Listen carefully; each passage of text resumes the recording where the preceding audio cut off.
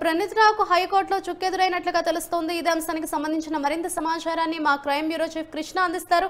కృష్ణ, చెప్పండి, అటు హైకోర్టులో ప్రణీత్ రావుకు చుక్కెదురైనట్లుగా తెలుస్తోంది. అసలు తీర్పులో ఏం పొందుపరిచారని అనుకోవచ్చు అంటారు కృష్ణ?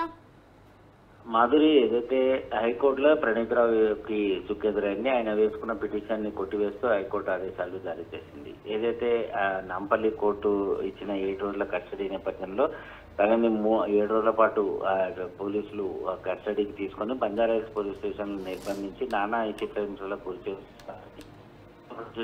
ఉదయం 10 గంటల నుంచి సాయంత్రం 5 గంటల వరకు విచారించాలి. సాయంత్రం తన బంధువులు న్యాయవాదిని కలిసేందుకు అవకాశం ఇవ్వాలి. కానీ పోలీసులు అవేవీ పాటించకుండా ఉదయం 8 గంటల నుంచి రాత్రి 8 గంటల వరకు విచారణ చేపట్టడం, తమ బంధువులను కూడా ఎవరిని కూడా కలవనీయకుండా అడ్డుకోవడం జరుగుతుంది. అంతేకాకుండా బంజారాహిల్స్ పోలీస్ స్టేషన్ లో తనకు కనీసం పడుకోవడానికి కాదు కదా, ఎలాంటి సౌకర్యాలు కూడా లేవు. అందుకే ఈ కేసులో ఏదైతే ఇప్పటికే చాలా ఇన్ఫర్మేషన్ అనేది పోలీసు వాళ్ళకి ఇచ్చాను, ఇది సంచలనానికి దారి తీసేలాగా పోలీసులు దర్యాప్తులోని ముఖ్యమైన అంశాలన్నింటినీ కూడా మీడియాకి బయటికి చేరవేస్తున్నారు అని చెప్పి కూడా అందులో ప్రణీత్ రావు తరఫున న్యాయవాది కోర్టులో నిన్న వాదనలు వినిపించారు. దీనికి పోలీసులు ఉన్నతాధికారులు కూడా విచారణకు హాజరైన క్రమంలో వారు కూడా కోర్టుకు తెలియజేశారు. ఏదైతే ప్రణీత్ రావు వ్యవహారం చెప్తున్న దాంట్లో ఎలాంటి వాస్తవాలు లేవు.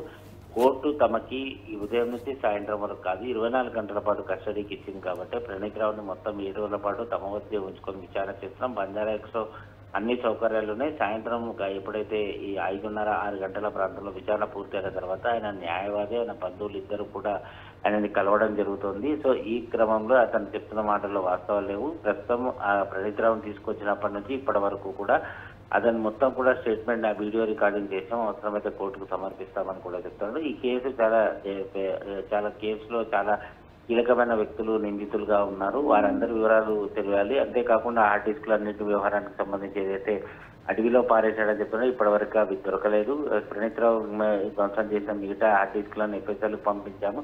అవన్నీ నివేదికలు రావాలి. ఒకవేళ కస్టడీ తప్పు అని చెప్పేసి ఏదైతే కోర్టు కొట్టేయమని చెప్పి ప్రణీత్ రావు వేసిన పిటిషన్ సక్రమమైనది కాదు.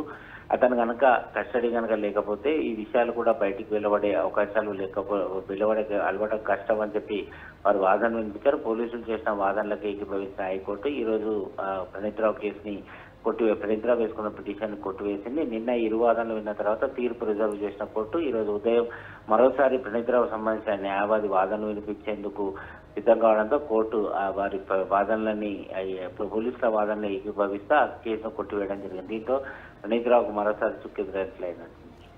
అయితే కృష్ణ, ప్రస్తుతం హైకోర్టు తీర్పును సవాల్ చేస్తూ మరొక పిటిషన్ దాఖలు చేసే అవకాశం ఏమైనా ఉంది అని అనుకోవచ్చుంటారా ప్రణీత్ రావు తరఫున న్యాయవాదులైతే? ప్రస్తుతానికి హైకోర్టు వ్యవహారానికి సంబంధించి ఏదైతే ఆయన వేసుకున్న పిటిషన్ కొట్టువేశారు కాబట్టి వెంటనే మరో పిటిషన్ వేసే అవకాశాలు ఎక్కువగా ఆయన కనపడటం లేదు. ఒకవేళ కనుక పిటిషన్ దాఖలు చేయాలంటే ముందుగా కింది కోర్టులో, ఒకవేళ బెయిల్ పిటిషన్లు అలాంటివి ఏమన్నా కనుక దాఖలు చేయాలంటే ముందు కింద కోర్టులో పిటిషన్ దాఖలు చేయాలి. అయితే ఈ కేసులో విచారణ అనేది జరుగుతుంది. కస్టడీ ఇచ్చింది కోర్టు. 5 రోజుల పాటు కస్టడీ, ఇంకా 2 రోజులు కస్టడీ ఉంది కాబట్టి ఆ కస్టడీ పూర్తయిన తర్వాత పోలీసులు ప్రణీత్ రావుని నాంపల్లి కోర్టులో హాజరుపరుస్తారు. ఆ సమయంలో ఆ నాంపల్లి కోర్టులో ఏదైతే కోర్టు ప్రవేశపెట్టినప్పుడు అప్పుడు ప్రణీత్ రావుకు సంబంధించిన న్యాయవాదులు బెయిల్ పిటిషన్ వేసుకోవచ్చు. లేని పక్షంలో మరోసారి పోలీసులు కనుక దీని మీద అభ్యంతరాలు వ్యక్తం చేస్తే ఆయన బెయిల్ని క్యాన్సిల్ చేసే అవకాశాలు కూడా ఉంటాయి. Right, thank you Krishna.